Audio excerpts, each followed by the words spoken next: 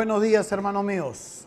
Buenos días con cada uno de ustedes. Gracias al Señor por este día, esta oportunidad que nos da para poder existir. Es una de las primeras cosas que debemos siempre agradecer, la vida que nos da y la oportunidad de luego poder seguir creciendo, avanzando, entendiendo sus propósitos. Gracias al Señor por este tiempo.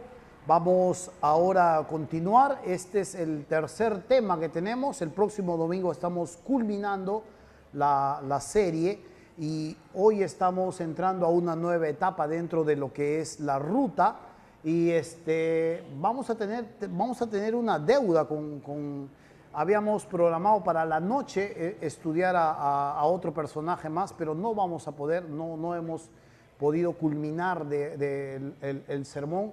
Y en lugar de que suba a palabrearles, prefiero que alguien que está más preparado que yo pueda subir y enseñarles la palabra. Así que no lo vamos a dar en la noche. El próximo domingo terminamos con otro tema más que tiene que ver con lo que es la ruta. Así que diciéndoles esto y aclarando lo que se iba a hacer en la noche, vamos a orar un momento y vamos a pedir a Dios que nos guíe por esta enseñanza. Muy bien. Padre, gracias te damos en el nombre de Jesús por este tiempo que tú nos estás brindando. Gracias por todo el amor que tú nos muestras, nos guías, nos enseñas.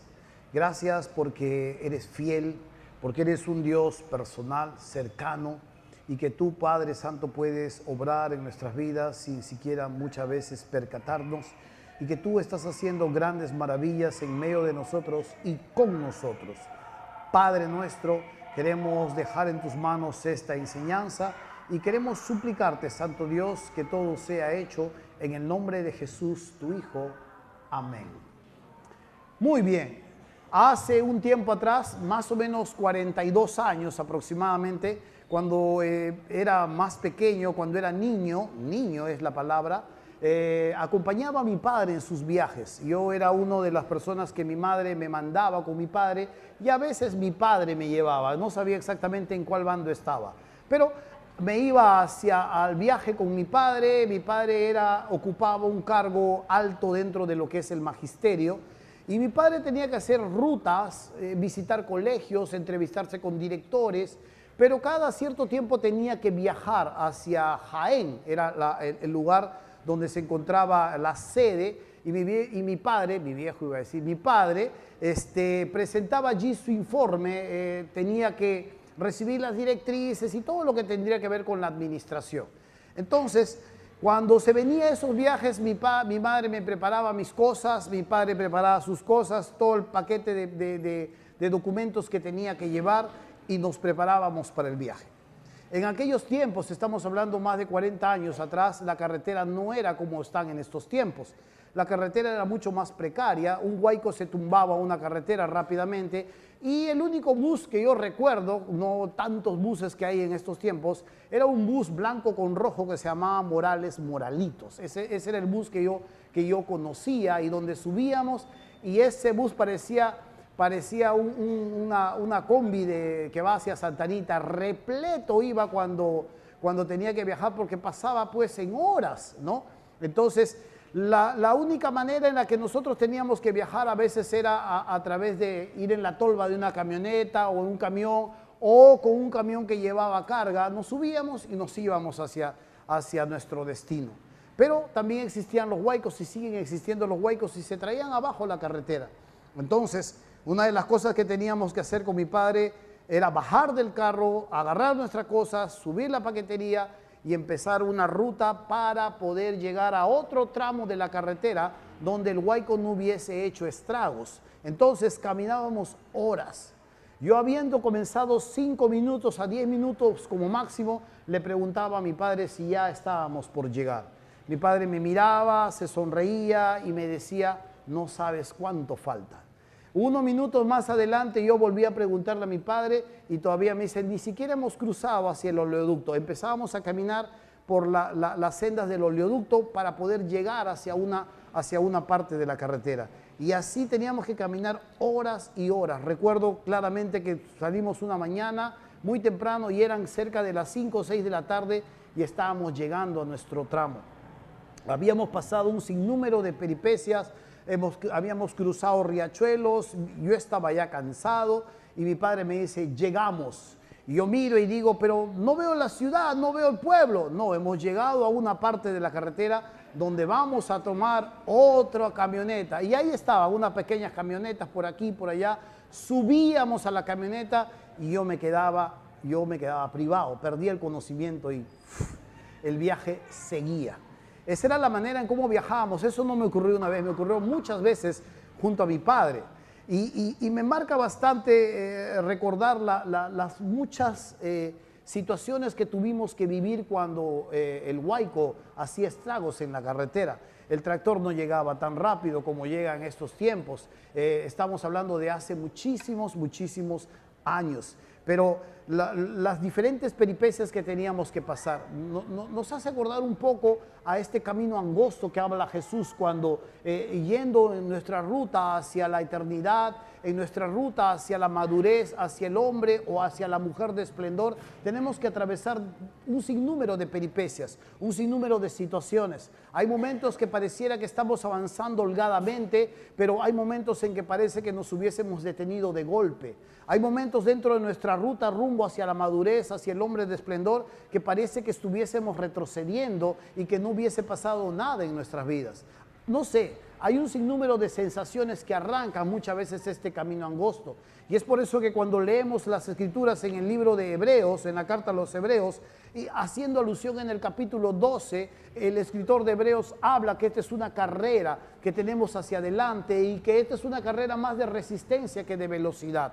Y entendiendo esta verdad, la Biblia nos habla también de esto. Esta es una realidad que todos nosotros necesitamos recordar, todos nosotros necesitamos saber. Y aquí este camino, esta senda o esta ruta es visto como una vereda. La senda de los justos, dice, es como la luz de la aurora que va en aumento paulatinamente hasta que el día es perfecto. Ese es nuestro perfeccionamiento, esa es nuestra ruta, ese es el camino que nosotros tenemos que seguir.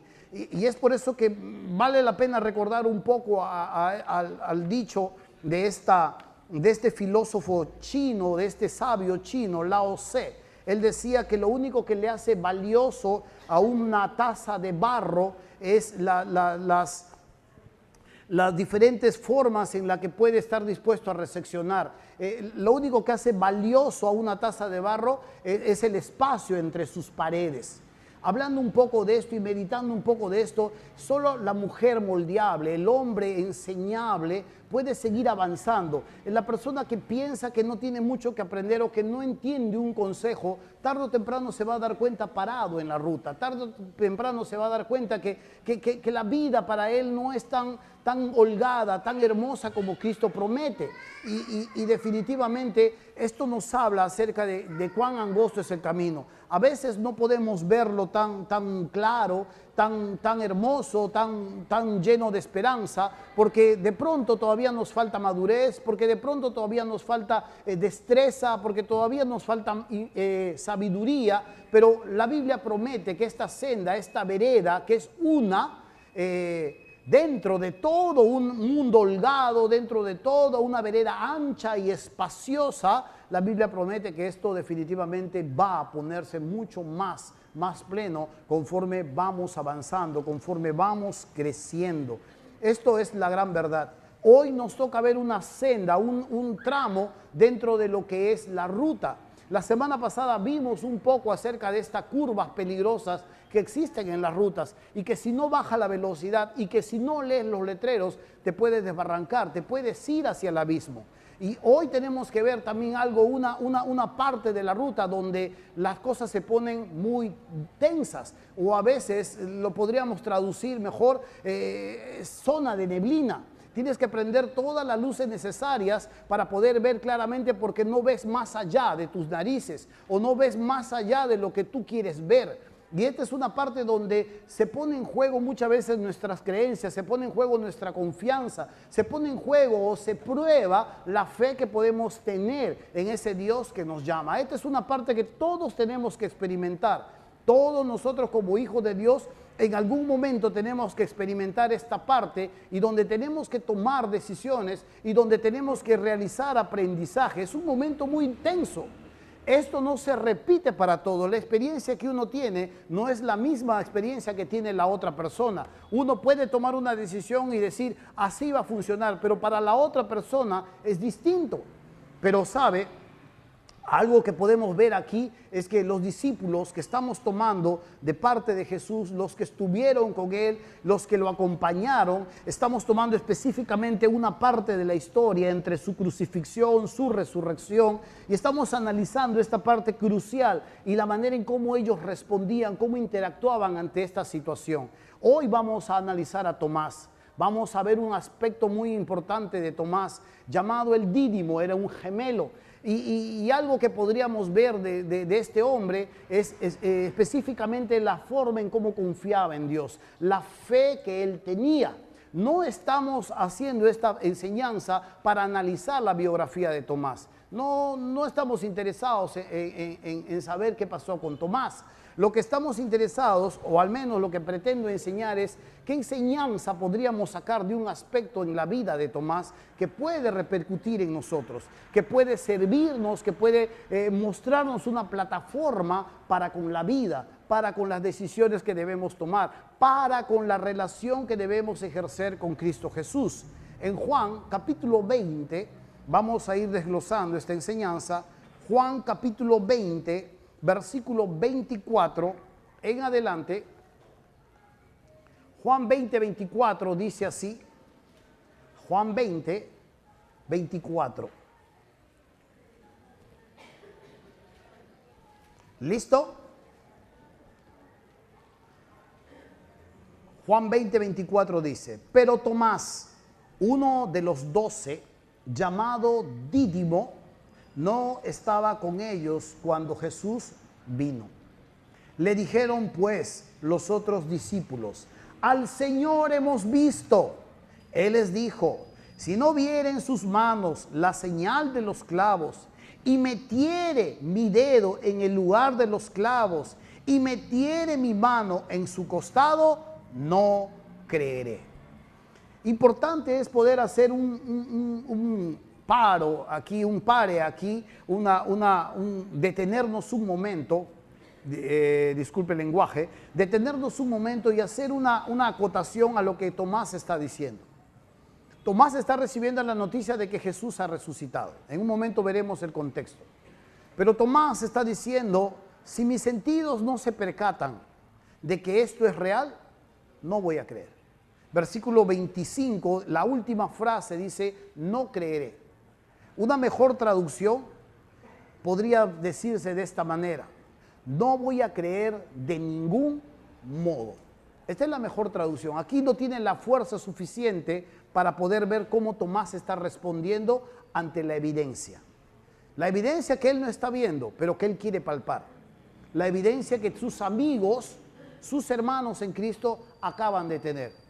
Y la mejor traducción es: no voy a creer de ningún modo, o jamás voy a creer si yo no meto mi dedo, si yo no palpo su herida, si no introduzco mi mano, si no veo la señal o los orificios en las manos del maestro. No voy a creer. Y esto nos lleva al contexto de lo que estaba pasando. ¿Qué estaba sucediendo aquí? Se cumplió la profecía que se decía en cuanto al maestro: heriré al pastor y las ovejas serán dispersadas. Jesús había sido muerto, había sido crucificado, había sido sepultado. Y en el momento en que estamos leyendo esta parte de las Escrituras, Jesús ya ha resucitado. Jesús se ha levantado de la tumba, ha triunfado, y ahora se ha presentado. María Magdalena lo ha visto. María Magdalena se lo ha contado a sus hermanos en Cristo, o a sus hermanos, y ellos no le están creyendo. Si uno mira hacia atrás en el versículo 15 y versículo 16, vamos a leer un poco este contexto. Dice: Jesús le dijo, están en la tumba: mujer, ¿por qué lloras? ¿A quién buscas?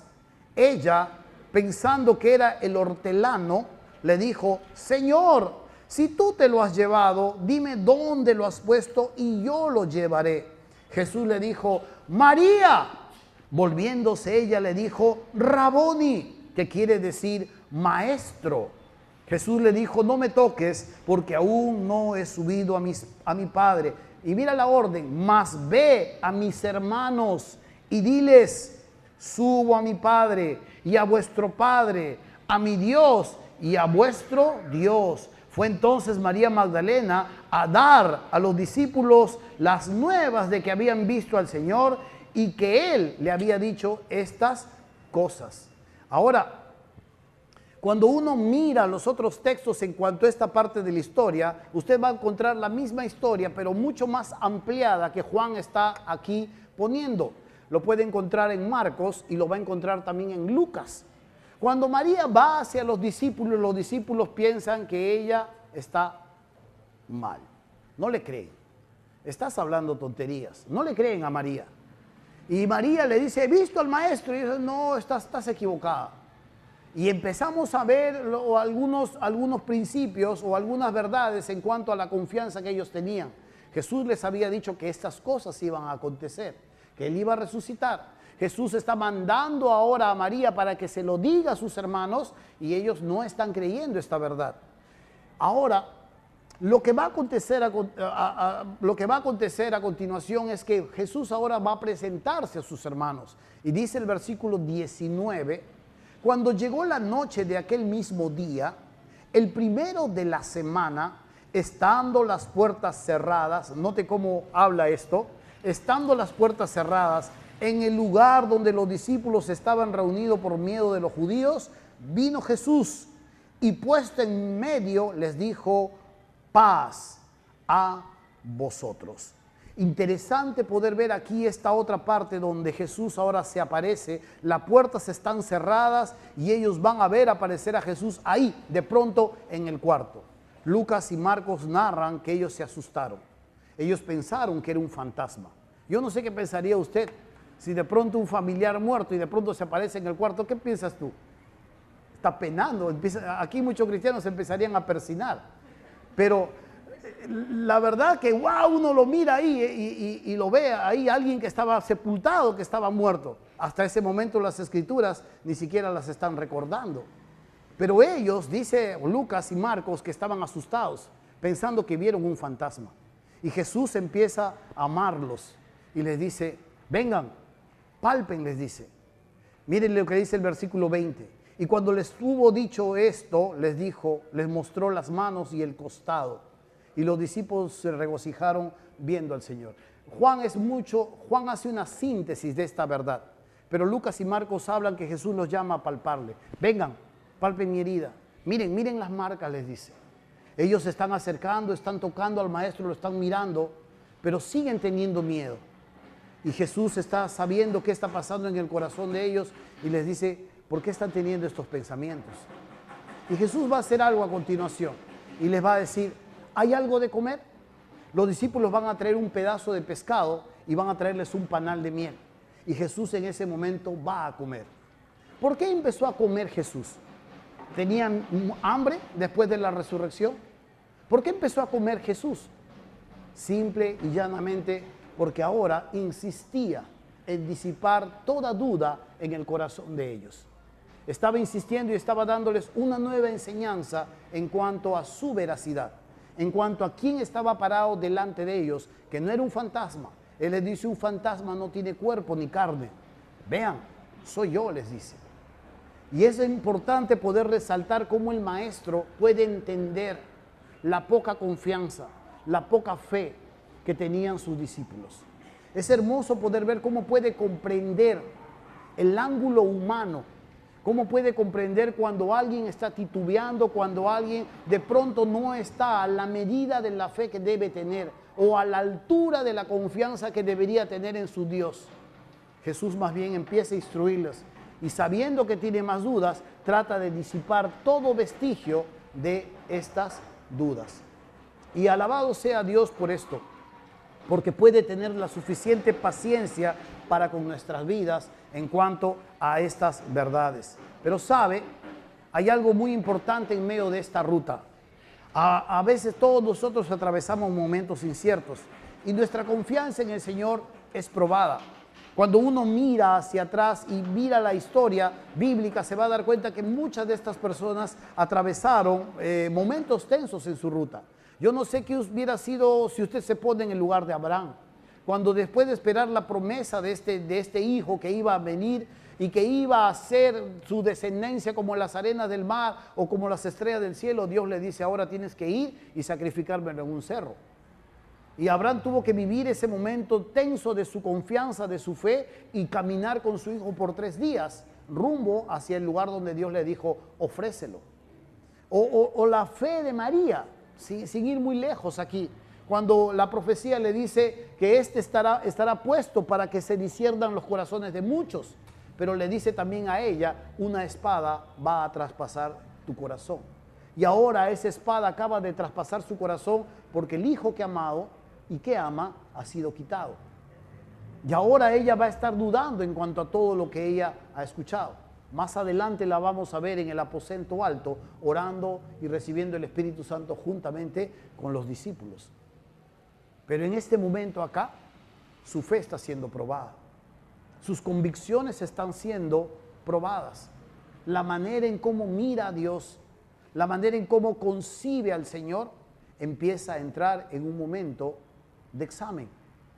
Y de acá a ella, y él y todos los que están en este momento, va a aflorar exactamente lo que ellos piensan. El mundo definitivamente no piensa de la manera en cómo nosotros confiamos en Dios. Pero una de las verdades que usted debe saber es que la confianza que usted tiene en el Señor va a afectar su conducta. Si Dios le dice una cosa y usted piensa que debería hacer algo mucho más allá de lo que Dios le dice, afectará su conducta.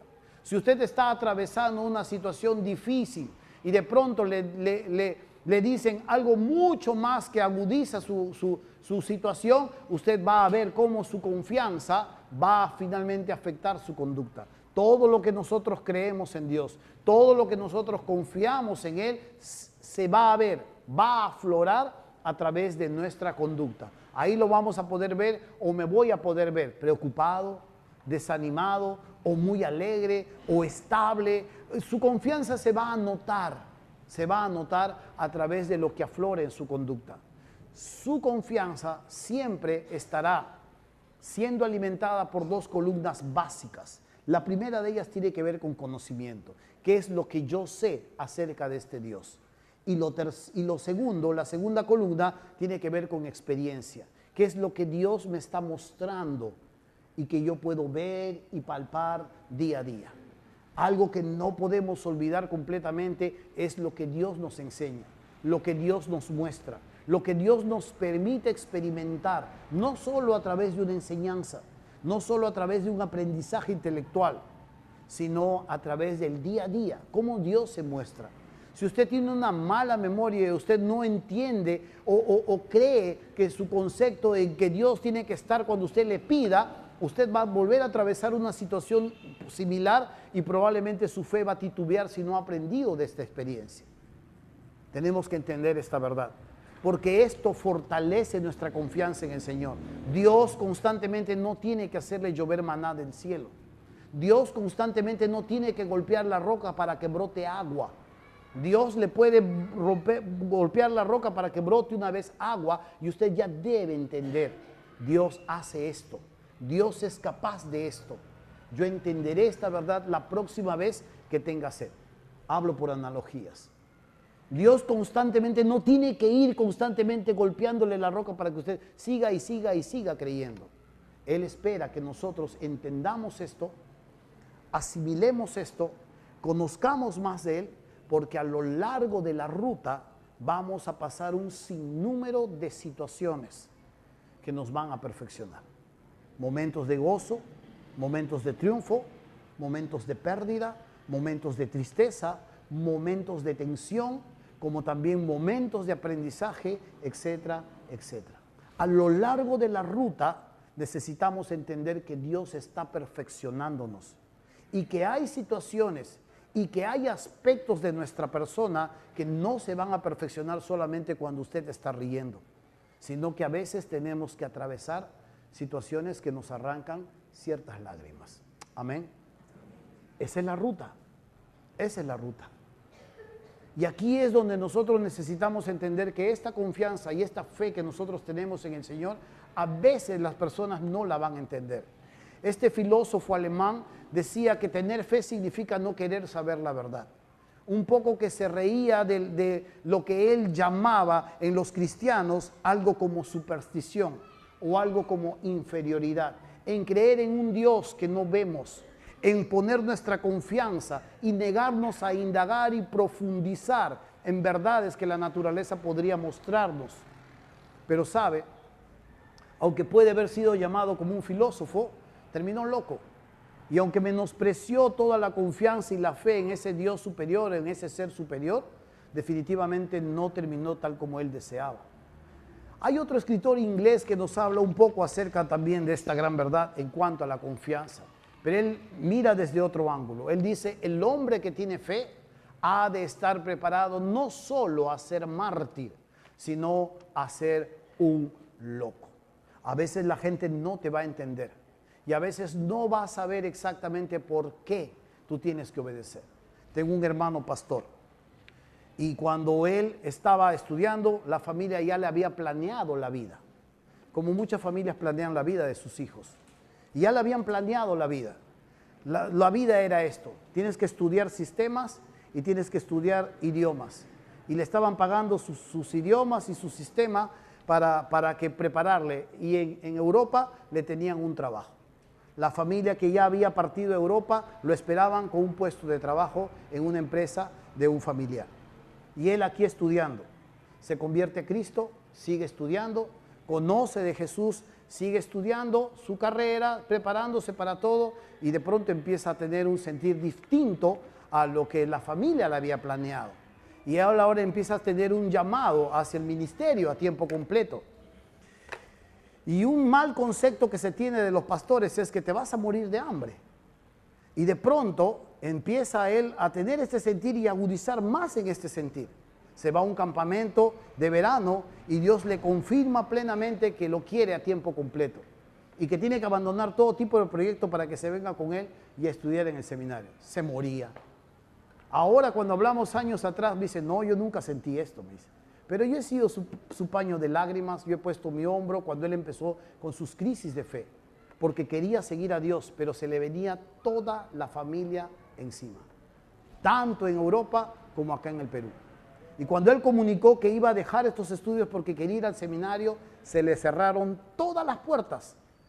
Mi padre, mi madre, mis hermanos, mis tíos y mis primos allá en Europa le cerraron las puertas. Lo dejaron de sostener, de pagar sus estudios y le cerraron todo tipo de comunicación por un año.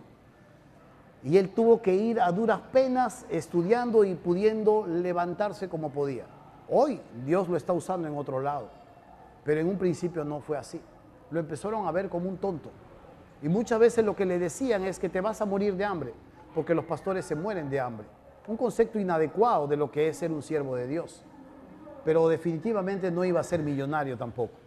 Pero esta es la idea, que a veces por seguir al Señor, por ir con tu fe en el Señor, a veces la gente va a mirarte muchas veces de forma completamente desacertada.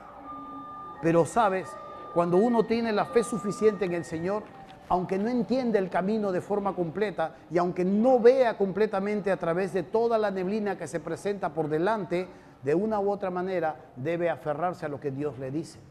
Dios no nos muestra todo el panorama de la noche a la mañana. Con Dios vamos paso a paso, paso a paso. Dios no te cuenta la historia de la noche a la mañana. Cuando se la contó a Abraham apresuró el hijo que tenía que venir 12 años más tarde y lo hizo a través de la empleada. Hermanos míos, ¿por qué le digo esto? Porque muchas veces tenemos que analizar un poco en cuanto a nuestra confianza en Dios, en cuanto a nuestra fe en el Señor. Es muy fácil tener una fe robusta cuando las cosas nos van bien. Es muy fácil proclamar de este Jesús que me ama cuando todas las cosas salen a pedir de boca a mi alrededor. Pero ¿qué de tu fe cuando tu salud se empieza a resquebrajar? ¿Qué de tu fe cuando te dicen, hoy tenemos que entregarte un análisis, pero no te lo vamos a entregar? Tengo dudas en cuanto a tu análisis. Vamos a esperar una semana más para ver exactamente qué es lo que tienes, porque veo algo raro. ¿Qué es de tu fe? ¿Cómo estás tú? Aleluya, gloria a Dios. O empiezas a temblar durante toda esa semana. ¿Qué es de tu fe? Y aquí es donde se empieza a ver realmente sobre qué está fundamentada nuestra confianza. Si tu confianza solo está fundamentada en una religiosidad de domingo a domingo, es muy probable que zozobres en medio de la ruta. Pero si tu fe está fundamentada en el conocimiento que adquieres del Señor y la experiencia de verlo día a día actuar en tu vida, aunque no espectacularmente actúa en tu vida, tú sabes que el Dios que tienes y que te está guiando puede llevarte a buena ruta, a buen puerto, a buen término. Y aquí es donde vemos a Tomás. Tomás ha pasado una crisis y le dicen esto. Dice versículo 24, pero Tomás, uno de los 12, llamado Dídimo, no estaba con ellos cuando Jesús vino. Le dijeron pues los otros discípulos, al Señor hemos visto, versículo 25. Él les dijo, si no viera en sus manos la señal de los clavos, y metiere mi dedo en el lugar de los clavos, y metiere mi mano en su costado, no creeré. Pero gracias al Señor por su paciencia. Versículo 26. 8 días después, dice, estaban otra vez sus discípulos dentro, en este lugar, en esta casa. Y con ellos, Tomás. Llegó Jesús, estando las puertas cerradas, nota una vez más cómo vuelve a recalcar Juan, estando las puertas cerradas, se puso en medio de ellos y les dijo, paz a vosotros. Y rápidamente la enseñanza ya no va hacia sus discípulos, sino rápidamente va hacia Tomás. Versículo 27. Luego dijo a Tomás, pon aquí tu dedo y mira mis manos, y acerca tu mano y métela en mi costado. ¿Qué más dice? Y no seas incrédulo, sino creyente. Y métela en mi costado, y no seas incrédulo, sino creyente. Cuando Jesús habló de estas verdades, que si tuviéramos fe al menos del tamaño de un grano de mostaza, podrían suceder muchas cosas alrededor de nuestras vidas. Aquí Tomás está siendo instruido. Tomás había llegado al colmo. ¿Qué se diferenciaba de las dudas que tenían sus amigos y de la duda que tenía Tomás? La duda que tenían sus amigos probablemente se parece mucho a nosotros, a esa duda que podemos tener cuando a veces atravesamos situaciones un poco tensas en medio de la ruta. Pero Tomás había llegado al colmo. Yo no sé si usted tiene una fe como la de Tomás. Si no lo veo, si no lo siento, si no lo palpo, si no lo miro, yo no creo. Si usted tiene una fe así, definitivamente usted está hacia el lado más del no creyente. Porque acá Jesús le dice a Tomás, no seas incrédulo, sino creyente. Tomás se había llegado hacia el colmo, se había demasiado tirado ya hacia un extremo, de tal manera que él ya no quería sufrir ningún tipo de desengaño. Él ya no quería sufrir un tipo de desazón. Y él dijo, si no lo veo, si no lo palpo, si no lo siento, de ningún modo creo. A veces la vida nos deja así, un tanto reacios a las situaciones. Y ya no queremos arriesgar. Y Dios nos dice, en medio de la ruta, vas a seguir arriesgando, vas a seguir avanzando. La vida nos deja así a veces como a Tomás, pero de tal manera que a Tomás lo acercó hacia la incredulidad, porque Jesús le dijo, no seas incrédulo. La raíz, la connotación de lo que es ser incrédulo es alguien que no es digno de confianza. No seas alguien en el que no voy a confiar, le dice Jesús, sino más bien sé un creyente. Tomás le dice, Tomás está tirado por la lógica, Tomás está tirado por el razonamiento, Tomás está tirado por los sentidos y él dice, mi fe va a ser robusta, va a creer si es que yo primero lo palpo o lo pruebo. Pero le dice, versículo 29, Jesús le dijo, porque me has visto, Tomás, ¿creíste? Bienaventurados los que no vieron y creyeron. Bienaventurados los que no vieron y creyeron. Hagamos una pausa aquí y un poco más acerca de su fe. o su confianza en el Señor pueda ser medida. Si le pusiésemos un termómetro espiritual que mide su confianza en el Señor, ¿qué arrojaría? ¿Qué arrojaría? No existe ese termómetro espiritual, pero sí existen algo que se llaman las pruebas y las tentaciones. Cuando esas cosas vienen a nuestras vidas, prueban nuestra fe en el Señor. Arrojan una temperatura en el Señor. Ahorita no podría sacar ningún tipo de termómetro, pero sí podría orar por usted y decirle: Dios, por favor, mételos a todos los que están en esta sala en pruebas diversas para que tú pruebes la fe que ellos tienen. ¿Amén o no? Amén. Algunos dicen amén. 3, 4 por ahí. Está bien, hermano. Voy a tomar tu nombre y tu nombre, ¿ya? Muy bien, hermanos. Entonces, es la idea a veces. El mejor termómetro para nuestra fe en el Señor son las pruebas y las tentaciones, las dos, que salen de la misma raíz, peirasmos. Hermanos míos, es interesante poder ver cómo Jesús tiene la suficiente paciencia, no solo para este corazón que se acerca a la incredulidad, sino también para aquellos que están dudando de forma lógica, que ya no quieren sufrir una desazón y que no están creyendo muy bien o claramente lo que Dios les está mostrando en este momento. ¿Sabe?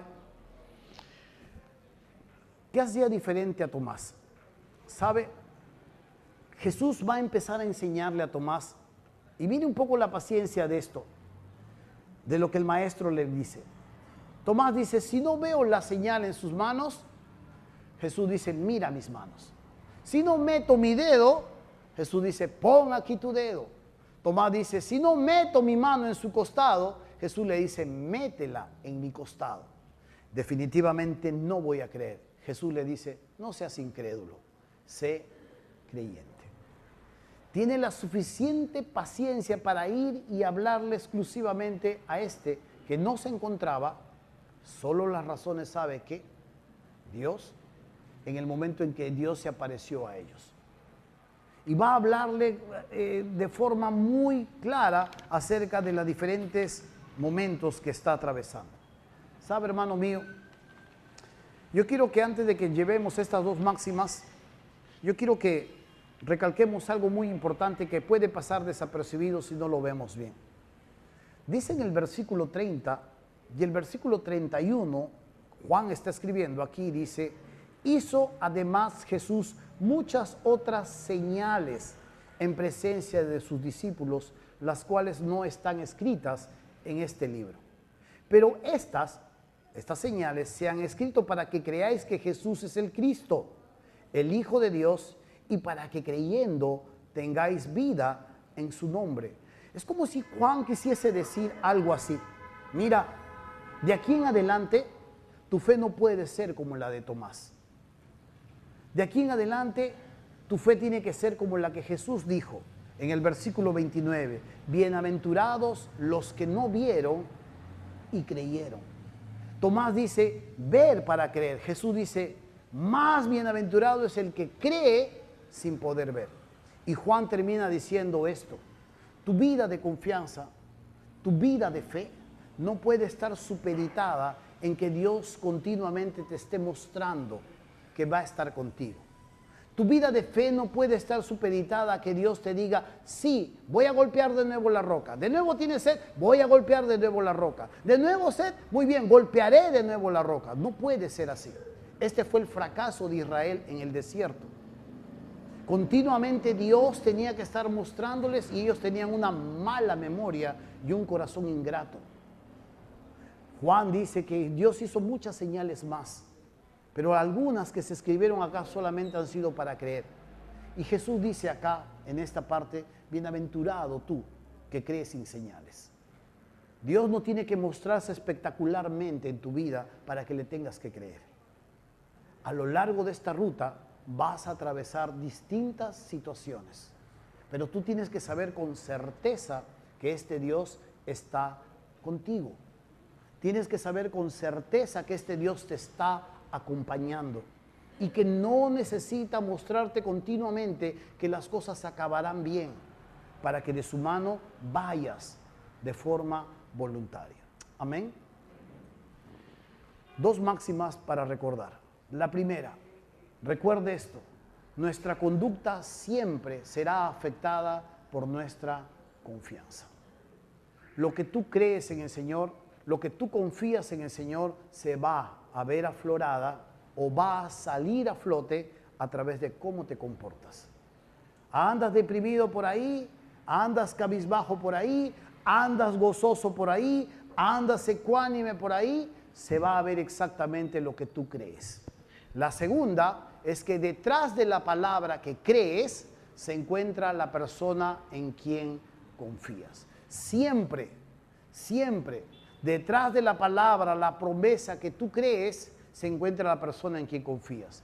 Tu fe no es una sustancia, tu fe no es un pensamiento positivo, que tú tienes que de una u otra manera encaminar las cosas para que salgan bien. Tu fe es el conocimiento y la experiencia que tienes en esa persona que promete algo. Esa persona es Dios. Y si tú conoces de Él, y si tú experimentas de Él, y tienes una buena conexión, una buena memoria, y eres ávido para seguir aprendiendo de Él, tu fe va a seguir avanzando, sea la que sea la circunstancia que te toque vivir. Amén. Recuerde, por tanto, hermano mío, esta es una ruta donde usted tiene que prender los neblineros, porque hay mucha neblina en el camino.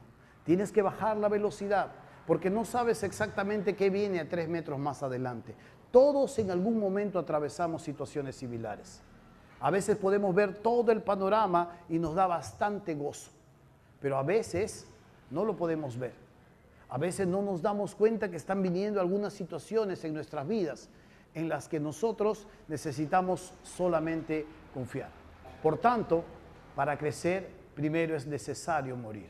Contra toda evidencia, contra toda lógica y contra todo sentimiento que pueda aflorar en tu corazón, es necesario primero morir. Que Dios crezca y que nosotros menguemos. Vamos a orar y vamos a ponernos de pie y a darle gracias al Señor por este tiempo.